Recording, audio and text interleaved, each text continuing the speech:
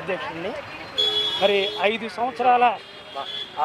సంవత్సరాల అరాచక ప్రభుత్వానికి చరమగీతం పలికింది. అది పలికించిన వాళ్ళు ఉమ్మడి కూటమి ప్రజలు. ఈ ప్రజల విజయంతో ఈరోజు అభివృద్ధికి శ్రీకారం చుట్టడం జరిగింది. అంటే ఏప్రిల్ నెలలో ప్రకటించిన రాయితీని పెరుగుదలని మరి జూలైలో అమలు పరచడం అనేది చాలా చెప్పుకోదగ్గ విషయం. ఈ మన దేశ చరిత్రలో ఒక ముఖ్యమంత్రి ఇంటికి వెళ్ళి పెన్షన్ ఇవ్వటం అనేది నిజంగా మనం ఎంతో గర్వించదగ్గ విషయం. అదే ప్రకారంగా ప్రజాప్రతినిధులు ఇందాక చెప్పారు, మేడం గారు, ఎమ్మెల్యే మేడం గారు చెప్పారు.